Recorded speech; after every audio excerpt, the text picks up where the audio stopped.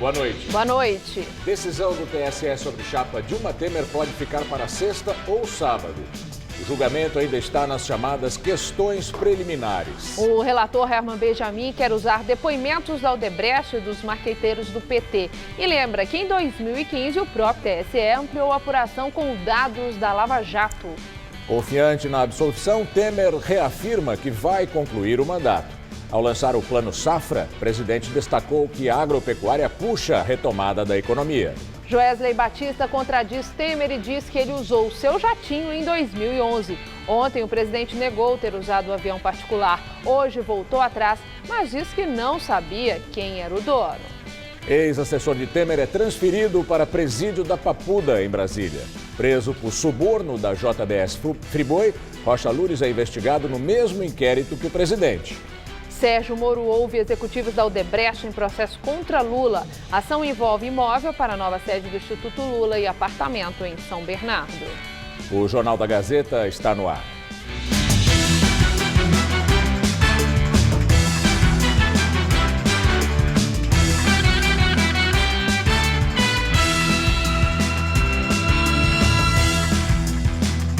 O presidente Michel Temer voltou atrás e admitiu hoje que viajou com a família em 2011 num avião particular para Comandatuba, na Bahia. Mas, numa nota, ele disse que não sabia quem era o dono do jatinho. Reportagem do jornal O Globo diz que ao entregar os diários de bordo desta viagem à Procuradoria-Geral da República, Joesley Batista, dono da JBS Friboi, contou que recebeu uma ligação do próprio presidente questionando a origem das flores deixadas no avião. Na nova nota, a Secretaria de Comunicação Social da Presidência da República admite que o então vice-presidente Michel Temer utilizou uma aeronave particular no dia 12 de janeiro de 2011 para levar sua família de São Paulo a Comandatuba, na Bahia. Temer retornou no mesmo dia para Brasília, onde manteve a agenda normal no gabinete. A família voltou para São Paulo usando o mesmo meio de transporte no dia 14. A nota diz ainda que Michel Temer não sabia a quem pertencia a aeronave e não fez pagamento pelo serviço.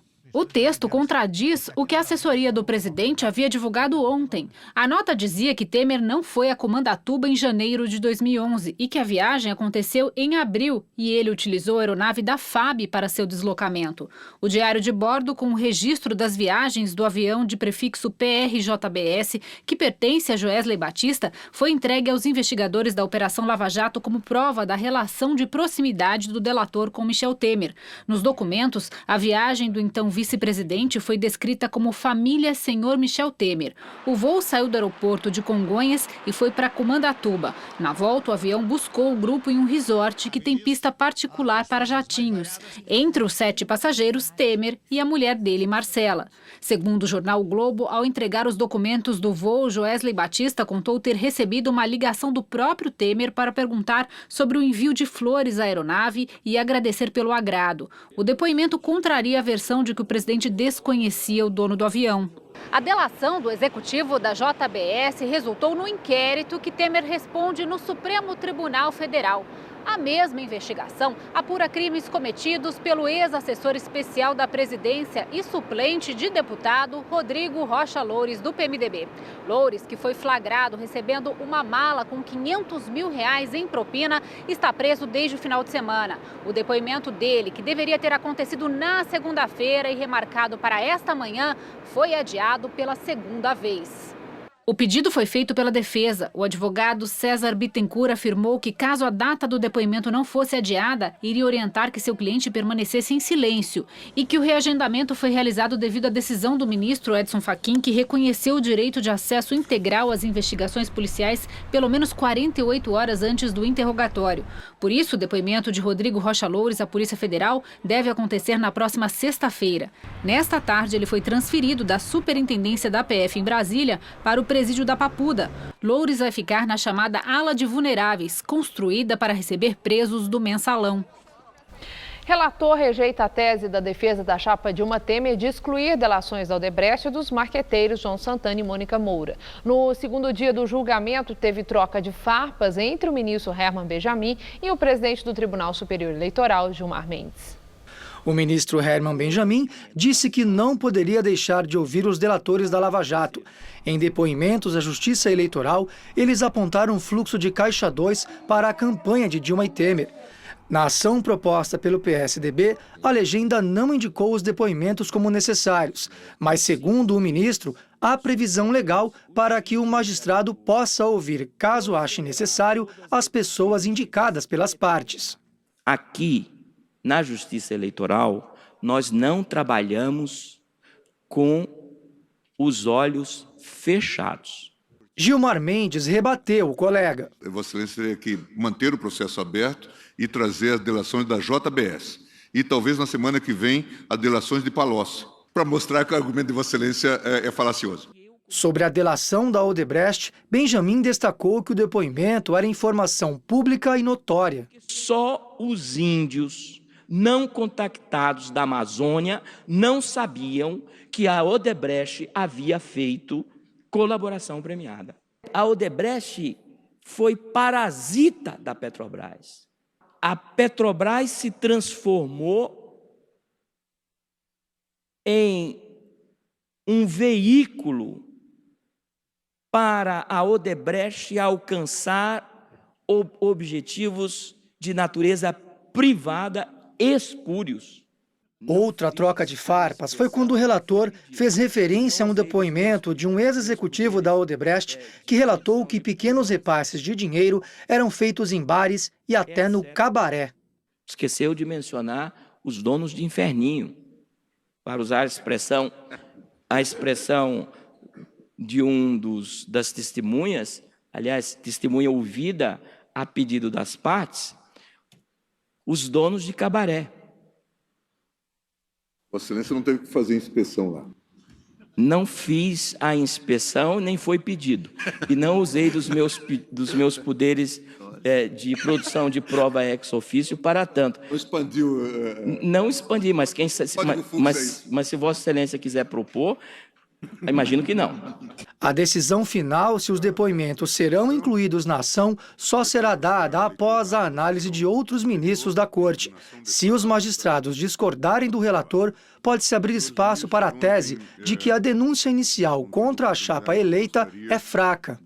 Em vários momentos ao longo da sessão, o ministro Herman Benjamin leu trechos do voto proferido em 2015 por Gilmar Mendes, em que o agora presidente do tribunal dava parecer favorável ao prosseguimento da ação de impugnação da chapa, afirmando que havia, sim, relação entre a campanha e a corrupção investigada pela Lava Jato. Naquela época, Dilma Rousseff ainda era presidente e Mendes era tido como um dos principais opositores do PT na corte. Agora, com Michel Temer no comando, ele é visto como um dos principais conselheiros jurídicos do presidente. Nos bastidores, Gilmar Mendes é considerado peça-chave no desfecho do julgamento por sua capacidade de articulação com os demais ministros. Ao final da sessão, Mendes fez um discurso duro. Disse que seu voto antigo, usado pelo relator, era, na verdade, o motivo de os juízes estarem ali. E, novamente, houve discussão entre ele e Herman Benjamin. Esta ação só existe graças ao meu empenho. Modéstia às favas. Vossa Excelência hoje é relator e está brilhando aí na televisão no Brasil todo.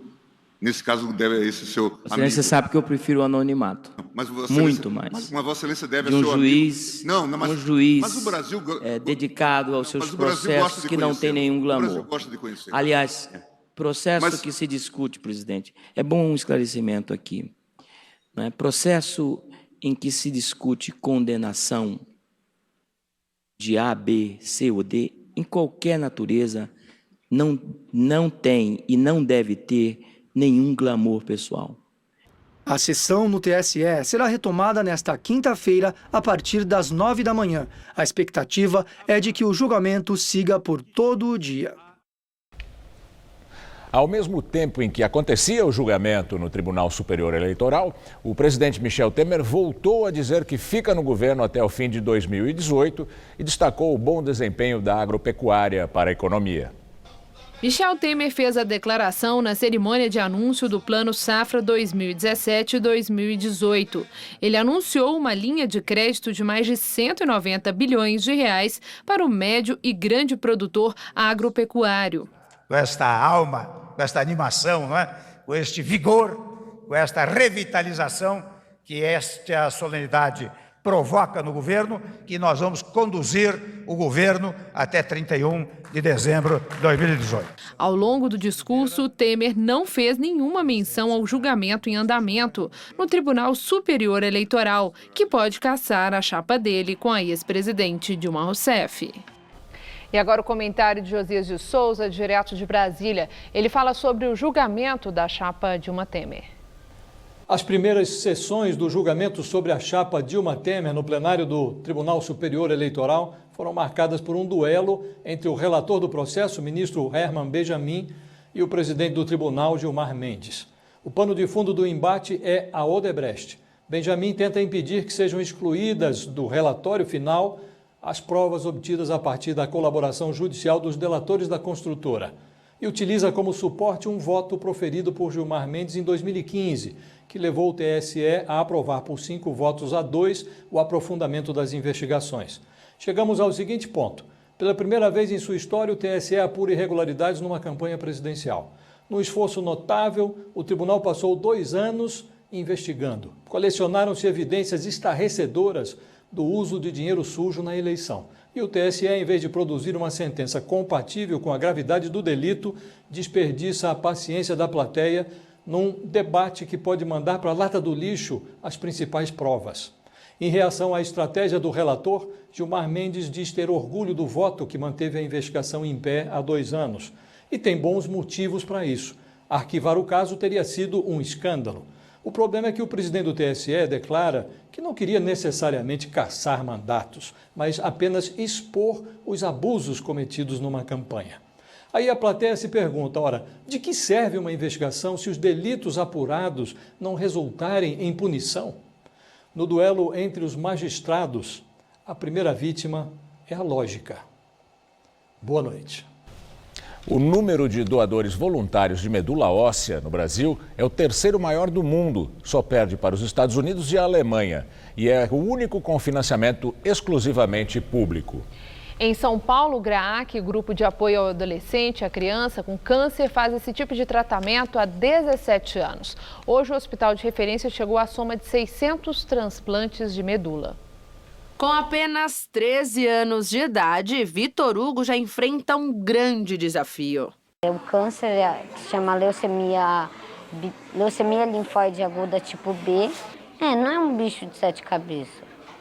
Porque é só você enfrentar com a cabeça erguida e sempre feliz. O diagnóstico foi um susto para a família. Há 5 meses, ele recebeu o transplante de medula. A doadora foi a irmã mais velha. Com o transplante, eu tenho certeza absoluta que já está curado. A doação feita por familiar é um dos 3 tipos feitos no Hospital do GRAAC, referência no tratamento de câncer em crianças e adolescentes. A gente tem um transplante autólogo, que na verdade são as células da pessoa para a pessoa mesmo, e a gente tem os transplantes que a gente chama de alogênico. O alogênico ele pode ser tanto aparentado, quando é alguém da família, um irmão, ou a mãe, ou o pai, e o não aparentado, quando a gente busca o doador nos bancos de doadores. Qualquer pessoa maior de 18 anos e menor que 60 pode se cadastrar, pessoas saudáveis. O Instituto Nacional do Câncer conta com mais de 4.300.000 pessoas cadastradas no Banco Nacional de Doadores Voluntários de Medula.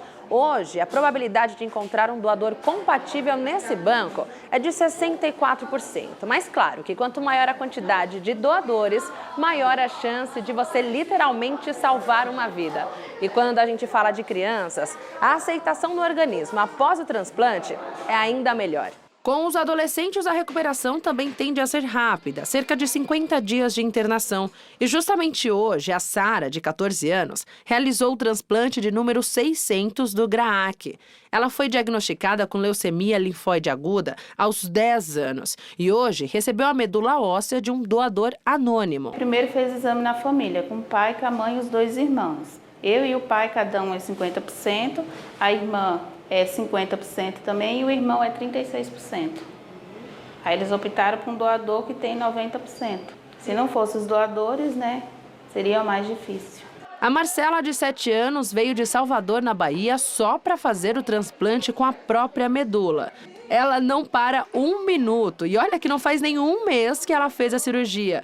E ela não vê a hora de voltar para casa. Brincar, correr, jogar. E a alegria e a coragem dessa criançada são justamente o que mantém firmes os marmanjos dessas famílias. Eu fiquei um pouco de medo, fiquei ansiosa também, mas depois passou. Em nenhum momento a gente viu Celinha triste. Pelo contrário, animou bastante toda a família. Para outras informações sobre doação de medula óssea, você pode acessar o site www.redome.inca.gov.br. E daqui a pouco, Maria Lídia entrevista José Carlos Rodrigues Martins, presidente da Câmara Brasileira da Indústria da Construção. O Ministério Público Federal do Rio Grande do Norte acusa o ex-ministro Henrique Alves, preso pela Polícia Federal ontem, de receber R$500 mil de propina da construtora OAS por meio das contas de campanha do então candidato a vice-presidente Michel Temer, do PMDB.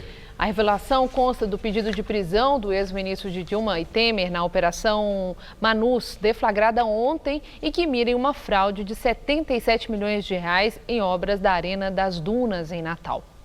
De acordo com os procuradores federais, em setembro de 2014, a construtora OAS fez uma doação de R$500 mil para a campanha de Michel Temer Lulia, que no mesmo dia foi repassada ao Diretório Estadual do PMDB no Rio Grande do Norte. Na sequência, a quantia foi transferida para as contas de campanha de Henrique Eduardo Alves, que concorria ao governo potiguar naquele ano. Segundo a Procuradoria, a doação era propina disfarçada de doação legal de campanha e fazia parte do esquema de desvios da Arena das Dunas, construída pela OAS Arenas, braço da construtora comandada pelo ex-executivo Léo Pinheiro. Os procuradores apresentaram à Justiça uma lista com mais de 200 ligações entre Henrique Alves e Léo Pinheiro naquele período. A construção do estádio em Natal custou mais de R$450 milhões e foi erguida para a Copa do Mundo de 2014. O Ministério Público Federal apura desvios de R$77 milhões durante a construção. No pedido de prisão de Henrique Eduardo Alves, os procuradores federais também dizem que o ex-ministro dos governos Dilma e Temer tinha uma conta na Suíça para recebimento de propinas. A conta foi fechada em 2015, quando começaram as investigações da Lava Jato. O dinheiro, segundo o documento do Ministério Público Federal, foi transferido para contas no Uruguai e nos Emirados Árabes Unidos, países que não têm acordo de sequestro de valores com o Brasil. Um aparelho desenvolvido em Israel é uma das principais ferramentas dos investigadores da Lava Jato para extrair e cruzar os dados de celulares apreendidos na operação. Por segurança, a empresa responsável só dá os aparelhos para órgãos oficiais de vários países. O equipamento parece um tablet, que quando conectado a um celular, é capaz de desbloquear o aparelho e transferir o conteúdo da memória para um pendrive. A partir daí, com um programa de computador, dá para ver tudo o que está armazenado. Conversas, bate-papos de aplicativos de mensagem, dados de geoposicionamento, imagem, áudio. É essa tecnologia desenvolvida em Israel e que chegou ao Brasil há cerca de 6 anos que tem ajudado a Operação Lava Jato a avançar nas investigações. Até o fim do ano passado, a Força Tarefa analisou o conteúdo de 800 celulares apreendidos com autorização judicial. Informações que valem como prova, porque não podem ser alteradas. Todas as extrações feitas têm o que a gente chama de bloqueio de escrita, o que impede que algum conteúdo seja incluído ou retirado. O investigador não pode editar esse conteúdo? Não, ele não consegue editar. Um dos programas permite cruzar as informações de até 100 celulares. Então vamos supor que a polícia esteja de posse dos aparelhos de 3 suspeitos de integrar uma quadrilha. As linhas são as ligações que eles fizeram. É possível saber quais são os contatos que eles têm em comum, quando eles se falaram e quais são as outras pessoas que falaram com os 3. A partir de dados do GPS, dá para saber, inclusive, quando eles estiveram juntos no mesmo local. Também o teor das conversas nos aplicativos de mensagens, fotos, os sites acessados, os assuntos que foram pesquisados na internet, mesmo que o histórico tenha sido apagado. Por causa de leis que regulam o direito à privacidade, a empresa japonesa, dona da marca, só vende o equipamento para governos e autoridades policiais. Ele já é usado por agências de inteligência de 60 países, também a CIA e o FBI. Do contrário, mesmo com o preço que chega a R$400 mil, já com as licenças, não faltariam interessados. Muita gente procura a gente, pessoa física mesmo, querendo analisar celular de filho, de esposa, de marido. E vocês não vendem? Não. Para você analisar um celular, você tem que ter uma ordem judicial, né? Você tem que ter uma autoridade legal. Senão é quebra de sigilo, invasão, quebra de privacidade, né? Então a gente foca em forças de lei que têm autoridade legal para trabalhar com a ferramenta. A Assembleia Nacional do Equador aprovou no fim da noite de ontem uma proposta que prevê a expulsão da construtora Odebrecht do país. A decisão faz parte de um pacote de 5 medidas anticorrupção aprovado pelo parlamento, mas que ainda precisa ser sancionado pelo presidente do Equador, Lenín Moreno. Uma comissão formada por parlamentares equatorianos deve vir ao Brasil em busca de informações sobre as ramificações da Odebrecht por lá. Segundo documentos do Departamento de Justiça dos Estados Unidos, a construtora brasileira pagou 33,5 milhões de dólares em propina às autoridades equatorianas. 6 pessoas foram presas naquele país em razão. Vamos agora ao comentário de política com Bob Fernandes. Julgamento da chapa Dilma Temer. Presidente do TSE, Gilmar Mendes deixou escapar para o relator Herman Benjamin o que lhe vai na alma. Do alto da condição humana, Gilmar disse: essa ação só existe graças ao meu empenho, modéstia às favas. Vossa Excelência está brilhando na televisão do Brasil inteiro, colocou sua figura na Globo News. A ação que Gilmar quer chamar de sua foi proposta pelo PSDB há 900 dias em nome da moralidade, ou para encher o saco do PT, segundo o autor depois grampeado, Aécio Neves. Deu no que deu. Dilma foi traída por Temer. Longo espetáculo para aprendizado público. Grande parte dos atores envolvidos hoje está na cadeia ou a caminho. Outra parte dos envolvidos, a plateia, deixou as ruas. Agora acompanha o julgamento pelas mídias, em silêncio, por vergonha, constrangimento ou cumplicidade. Temer tem, por hora, apoio do PSDB. Temer foi traído por Joesley, que em seu jatinho transportou Temer e Marcela. Joesley diz ter doado 600 milhões para 28 partidos, 1.829 candidatos, seja por que caixa for. Delatou, traiu tudo e todos. Espera-se que Palocci, Rocha Loures e talvez Henrique Alves também delatem. Traiam. Afinal, é preciso restaurar ética, moralidade pública e bons costumes. Em nome de tanto, tem pouca importância trocar a cadeia dos delatores pela manutenção do patrimônio e tornozeleira, ou Nova York. Em nome da ética, na véspera do julgamento, 82 perguntas da Polícia Federal para o suspeito, o presidente da República, com cobrança de respostas para o dia seguinte. Em nome do combate à corrupção, um juiz pode violar prerrogativas de direito ao sigilo e privacidade de advogados, e assim o direito de defesa. Pelas mesmas razões, em alegações finais, o Ministério Público invoca dificuldade probatória, ou seja, o não ter provas. Como se sabe, convicções e muita fé movem montanhas. Essa cruzada tem e terá o apoio da opinião pública, atestam as pesquisas. Afinal, em nome da moralidade, da ética e do combate à corrupção, vale tudo. Boa noite.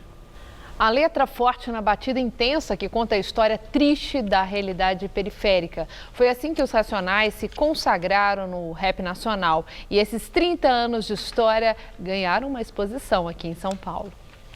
Olhando assim de relance, pode parecer confuso, mas imagine que foi aqui, nesse quadro, que Mano Brown escreveu os primeiros versos de músicas famosas.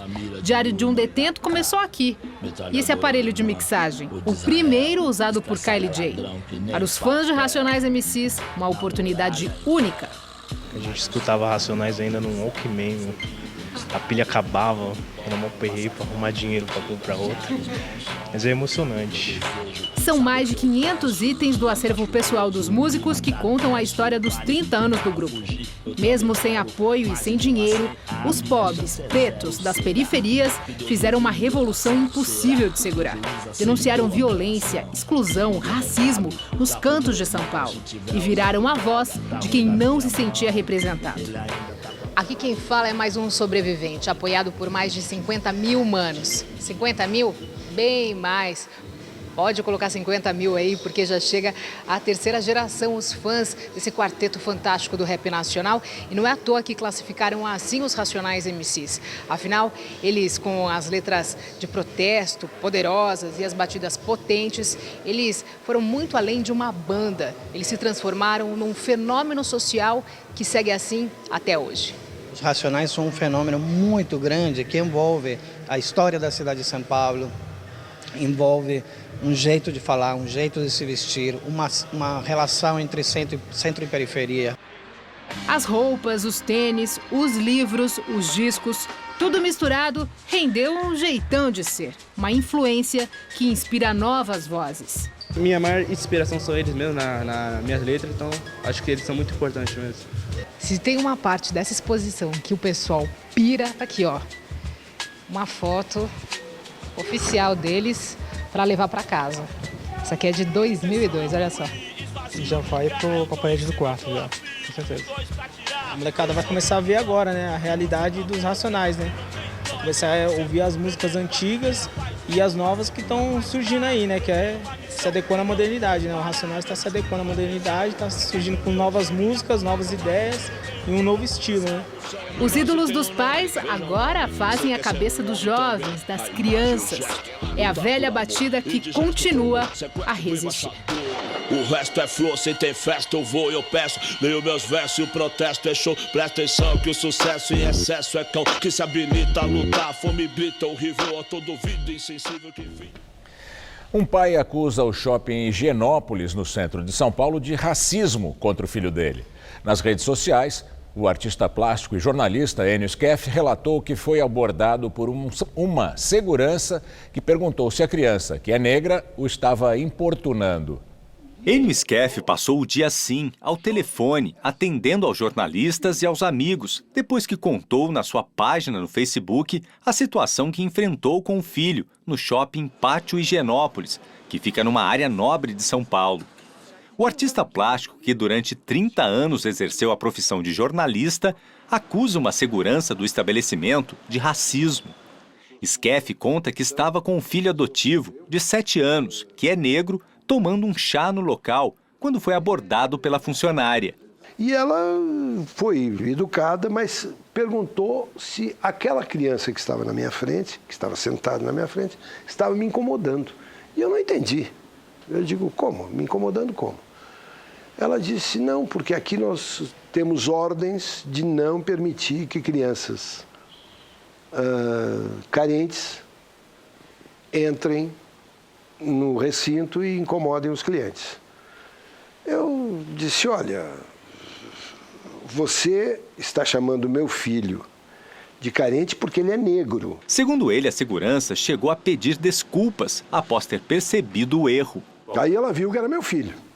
E ela imediatamente recuou, disse, não, mas é que nós temos ordens, e eu, inclusive, tenho muito orgulho da minha raça, porque eu sou negra também. O artista plástico ainda não sabe se vai processar o shopping por conduta racista e espera que haja pelo menos um pedido de desculpas formal do estabelecimento, o que ainda não foi feito. Ele também espera que a segurança não seja demitida. Essas situações de discriminação não podem ser aceitas, não podem ser simplesmente assimiladas como algo natural. Em nota, o Pátio Higienópolis informou apenas que o shopping reforça que todos os frequentadores são sempre bem-vindos, sem qualquer distinção. Uma mulher negra agiu como racista porque foi orientada por seus patrões. Mal orientada, é óbvio. Esse episódio nos mostra mais uma vez que a intolerância se esconde quase sempre em comportamentos aos quais a gente nem presta muita atenção. Mas mais grave ainda é a intolerância pensada, travestida de sabedoria. O que o ministro Gilmar Mendes quis dizer quando perguntou ao ministro Herman Benjamin se ele tinha ido pessoalmente a uma investigação num cabaré? O sarcasmo do presidente do TSE se referia à sexualidade do relator? Essa questão não faz parte do processo no julgamento e muito menos deveria fazer parte das preocupações de qualquer cidadão civilizado no século XXI. No Irã, 2 atentados deixam pelo menos 12 mortos e 42 feridos. O governo de Teherã acusa a Arábia Saudita e os Estados Unidos. Homens armados atacaram o parlamento em Teherã durante a sessão de hoje. Eles mantiveram reféns nos andares mais altos do prédio por 5 horas e foram mortos pela polícia. Um segundo grupo atacou o mausoléu do Ayatollah Khomeini, no sul da capital.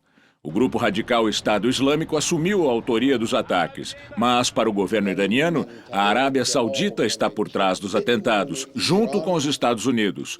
O ministro de Relações Exteriores saudita negou. O Irã, xiita, e a Arábia Saudita, uma ditadura sunita, romperam relações no ano passado, depois da execução de um religioso iraniano preso na Arábia. Em Mianmar, continuam as buscas por um avião militar que desapareceu com pelo menos 100 pessoas a bordo. O exército fala em 15 sobreviventes. Segundo o exército de Mianmar, o avião estava entre Mieik, no sul, e Yangon, a maior cidade e capital econômica do país, quando sumiu dos radares. Logo depois da perda de contato com a torre, equipes de buscas foram para a área e encontraram destroços da aeronave no mar. Segundo as autoridades, chovia no momento da decolagem, mas a visibilidade não era afetada. Nos Estados Unidos, o presidente americano Donald Trump anunciou o ex-funcionário do Departamento de Justiça Christopher Wray como o novo diretor do FBI. Wray foi vice-secretário de Justiça entre 2013 e 2005 no governo de George Bush. Christopher Wray vai ser sabatinado pelo Senado, onde os republicanos têm maioria antes de assumir o cargo. O anúncio foi feito um dia antes do depoimento do ex-diretor do FBI, James Comey, demitido por Trump em maio, porque investigava a campanha do presidente. Hoje, Comey voltou a afirmar que Trump pediu que ele freasse a investigação sobre as ligações entre agentes russos e o agora ex-assessor de segurança do governo, Michael Flynn. Se as declarações de Comey forem confirmadas, representantes da bancada democrata e até mesmo republicanos admitem a possibilidade da abertura de um processo de impeachment de Trump por obstrução da justiça. O ministro da Fazenda, Henrique Meirelles, disse que o Brasil deve ter crescimento do PIB em 2018 acima de 1,6%. Meirelles está em Paris para a reunião do Conselho de Ministros da OCDE, que é a Organização para a Cooperação e Desenvolvimento Econômico. Meirelles divulgou em sua nova conta no Twitter que o Brasil não deve ter problemas para ver aprovado seu pedido de adesão à Organização de Cooperação e Desenvolvimento Econômico. Na semana passada, o Brasil pediu oficialmente adesão à OCDE, que reúne 35 países, a maioria de economias ricas. Caso a candidatura do Brasil seja aceita, a organização irá definir o que o Brasil precisa mudar em sua legislação para se adaptar às regras e padrões da organização. Em entrevista ao jornal Folha de São Paulo, o secretário-geral do organismo, Agnel Gurria, disse que o Brasil cumpre plenamente com todas as condições prévias e que já é da família como um primo muito próximo. E agora vamos ao comentário de economia com Denise Campos de Toledo. O governo tem procurado ampliar a presença do Brasil no exterior, não com um foco ideológico, mas porque um maior intercâmbio pode assegurar um reforço importante na retomada de atividade. Reforço que pode vir do comércio internacional e de mais investimentos estrangeiros, inclusive para suprir o espaço deixado por empresas envolvidas na Lava Jato. Agora, pelo menos no que se refere aos investimentos, isso depende muito da credibilidade do país. E o momento, do ponto de vista político, não é dos melhores. Mas em relação à economia, o Brasil está num ciclo mais positivo. A própria OCDE, mesmo alertando para os riscos relacionados às incertezas políticas, ampliou a previsão de crescimento da economia brasileira para 0,7% este ano, o que supera o 0,5% previsto pelo próprio governo oficialmente e pelo mercado financeiro, segundo o relatório Focus do Banco Central. E é possível que o Brasil consiga fechar este ano no campo positivo. O PIB cresceu no primeiro trimestre, a indústria dá alguns sinais de retomada, com destaque para a automobilística, que tem ampliado bastante as vendas externas, o que já garante um aumento de produção que favorece toda a cadeia envolvida. A inflação deve permanecer num nível bem baixo, viabilizando mais cortes dos juros pelo Banco Central, ainda que o ritmo possa ser menos intenso que se previa. Tem as medidas pontuais de estímulo, como a liberação das contas inativas do Fundo de Garantia, que deve chegar à faixa dos 40 bilhões, mais que o esperado inicialmente. É importante ressaltar, no entanto, que não se trata de uma reação mais vigorosa. Os milhões de desempregados e endividados do país estão aí para mostrar que a economia ainda tem problemas seríssimos, assim como os imensos déficits das contas públicas. Mas depois de uma crise pesada, quando a economia começa a respirar melhor, tem um certo dinamismo que pode se manter, mesmo que haja entraves no caminho, como a crise política. É uma mudança de ciclo. A consequência maior pode ser apenas sobre o ritmo dessa mudança. Por enquanto, dá para contar com isso. Eu volto na segunda. Até lá. Esta quarta-feira começou chuvosa, mas o sol venceu e voltou a brilhar durante a tarde. Esquentou, né? As temperaturas chegaram aos 25 graus, mas tudo indica que o tempo vai mudar novamente. Mariana Armentano traz os detalhes da previsão.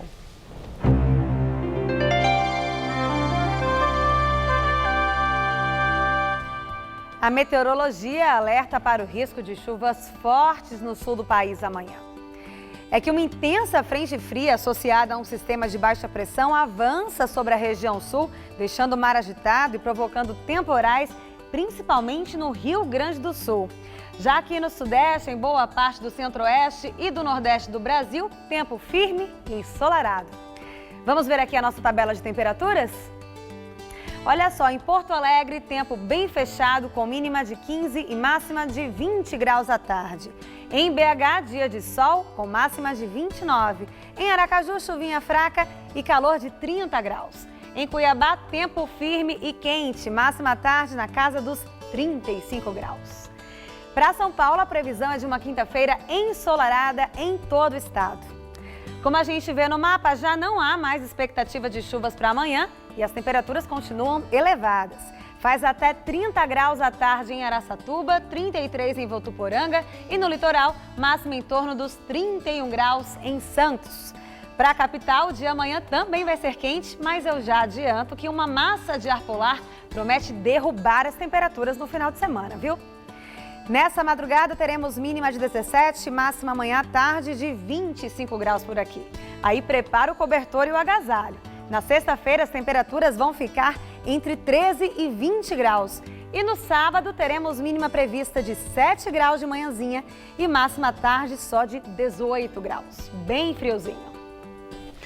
Agora as notícias do esporte com Estela Gontijo e Celso Cardoso. Depois do esporte, Maria Lídia entrevista ao vivo o presidente da Câmara Brasileira da Indústria da Construção, José Carlos Rodrigues Martins. Bom, no futebol, noite quente, quarta-feira de futebol, pelo Campeonato Brasileiro, Palmeiras e Corinthians e Santos entram em campo nesta noite com direito ao anúncio do novo técnico do time da Vila, né, Celso? Pois é, Estela, a rodada desta quarta-feira começa agora às 7h30 da noite. Começou, com Curitiba e Palmeiras, por enquanto estão empatando em 0-0.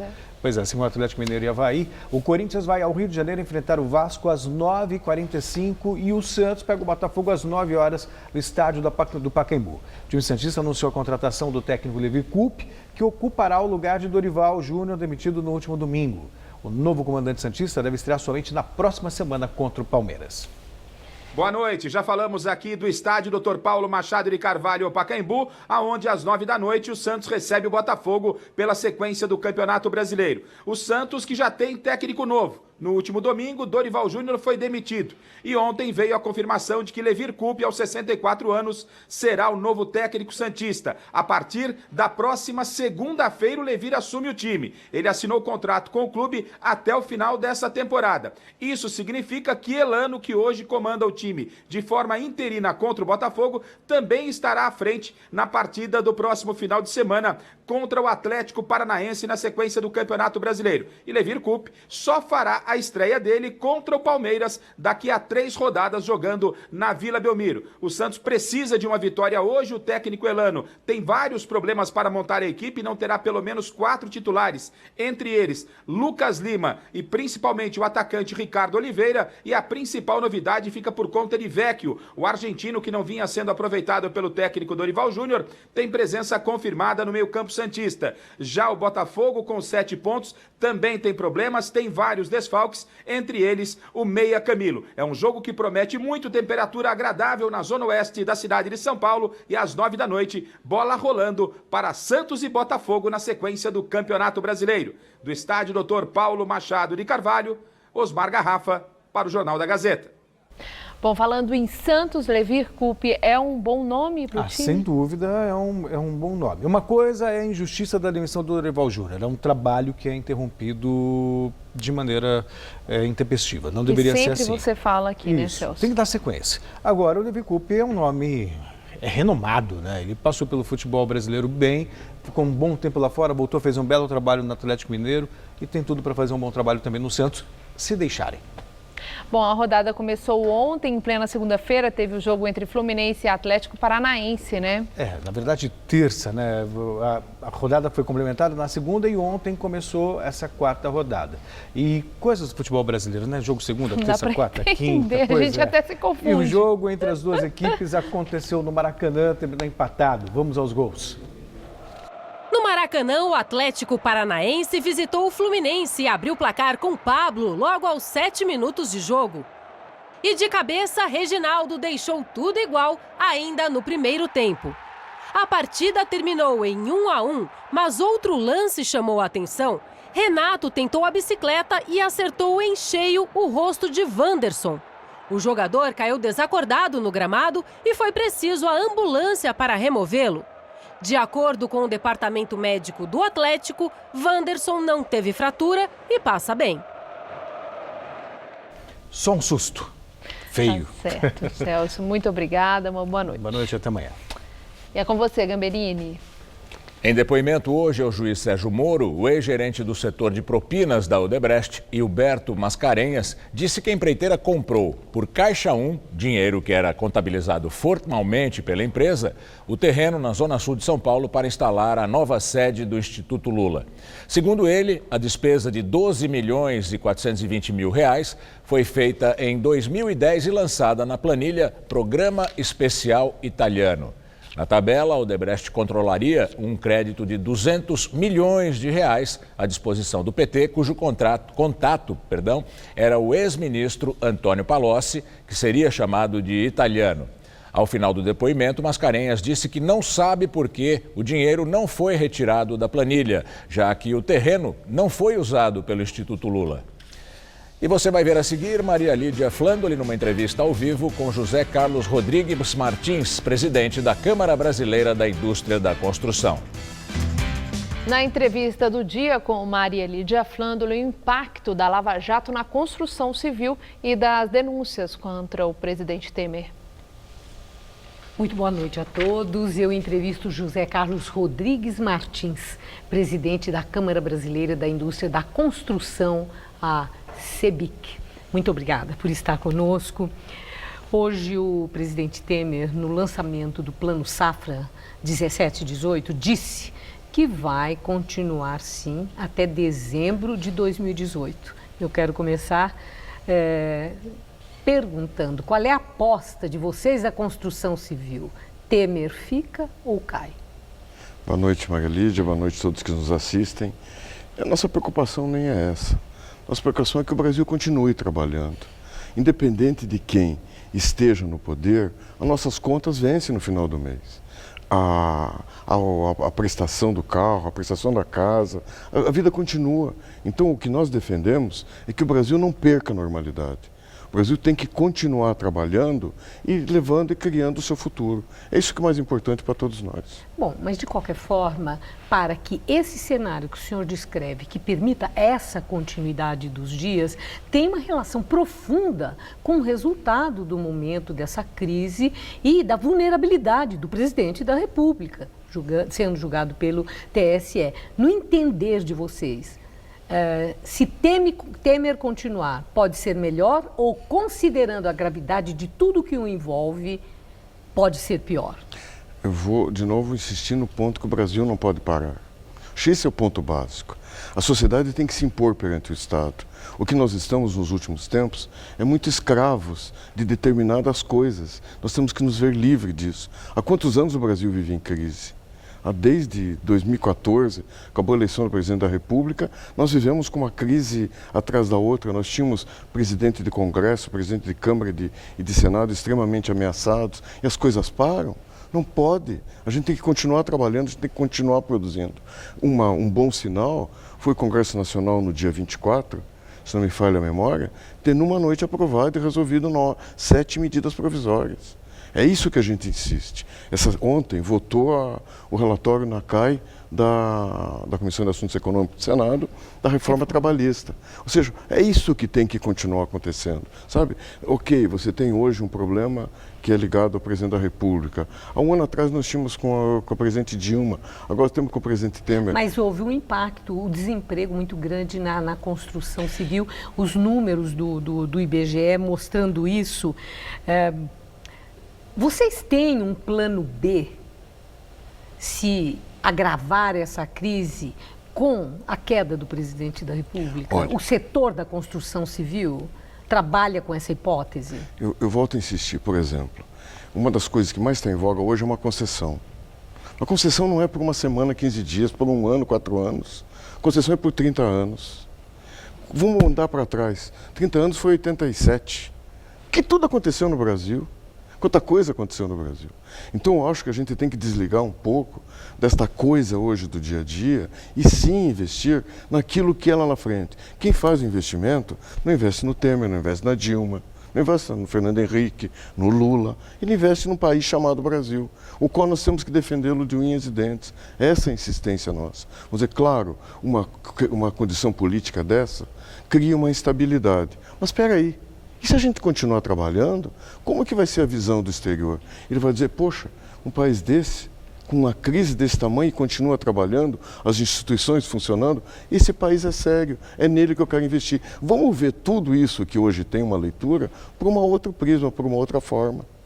Bom, eu quero agora, assim, olhando para o futuro, porque eu vejo que com essa tese o Brasil não pode parar e que a perspectiva de vocês não é de curto prazo, é de longo prazo, né? O seu setor na infraestrutura, na construção civil é diante de uma perspectiva de prazo mais amplo. Olhando para o futuro, tenso eu vejo que o senhor está, não está calmo não, mas está otimista ou pessimista com a retomada? Pois é, eu não consigo ficar não tenso. Não sei se tem esse ninguém, termo. Né? Acho que ninguém consegue. Quando você perde mais de 1 milhão de trabalhadores na construção civil, que te dá uma pena terrível, que são 4 milhões de pessoas aproximadamente que ficaram sem sustento. É muita gente que vai gerar um problema social e vai gerar uma série de outras coisas. Então, lógico que a gente tem que ficar tenso. O que nós estamos fazendo hoje é trabalhando numa série de projetos que, sim, independente de aspectos políticos, o Brasil continue andando. Então você tem expectativas novas para o mercado imobiliário, um funding novo, uma fonte de recursos novo, que é a letra de imobiliária garantida. Você tem um projeto que a gente está lançando, que é apoio do governo federal para as prefeituras fazerem concessões municipais, melhorar a vida do cidadão. Ou seja, é nisso que a gente está fazendo, é assim que a gente ajuda o Brasil a melhorar. Agora, tem uma questão que é muito delicada, que é decorrente do desnudamento das maiores empreiteiras como grandes corruptoras. O quanto isso afeta a imagem e a credibilidade das construtoras menores? Bom, isso eu acho que eu te agradeço pela pergunta. A gente sempre criticou ao longo dos anos, sabia que este ano faz 60 anos, ela sempre criticou o modelo que foi feito, que foi um modelo concentrador na mão de meia dúzia. Então, logicamente, quando você faz isso, o que pouca gente fala, quando a Lei 8666, que é a lei que regula a licitação pública, diz que a carta convite, que é aquela licitação que eu indico às empresas que irão participar, limita-se a R$150 mil, a Petrobras licitou 84 bilhões. Então é lógico que tem coisa errada. Isso hoje, nós não temos preocupação nenhuma quanto a isso, Maria Lídia. A credibilidade e a imagem estão afetadas das construtoras menores? Não. Das grandes empreiteiras nós sabemos que está aí demolida. Agora das menores. Eu não vou iludir que não respinga. Mas com certeza clareou aquilo que a gente defendeu ao longo dos anos. Certo, agora ficou a última muito claro questão. esse ponto. Encerrando, acredita num efeito saneador da Lava Jato para que a cultura da propina nas licitações, para conseguir um negócio do setor privado com o setor público, que isso possa mudar? Eu não tenho dúvida que tem que mudar. Vai mudar? Vai mudar, tenho certeza absoluta que vai mudar. Nós lançamos um documento que, por exemplo, junto com o Ministério Público, quando lançou os 10 pontos anticorrupção, nós lançamos as 12 janelas de oportunidade da corrupção. Levamos a eles dizendo, olha, quando um projeto é mal feito, quando você não tem clareza na ordem cronológica de pagamento de fatura, quando você cria licitações fictícias, que se exige o que não deve ser exigido, ou seja, você cria uma série de situações que são estímulos à corrupção. E isso a gente tem que acabar. E eu agradeço muito sua presença e a clareza com que expõe suas ideias. Muito obrigado, uma boa noite. Muito obrigado a você, todos que nos assistem. Gamberini. O Jornal da Gazeta termina aqui. A edição de hoje pode ser vista no site do Jornal da Gazeta. Mais notícias em nossa edição das 10. Uma boa noite para você. Boa noite e até amanhã.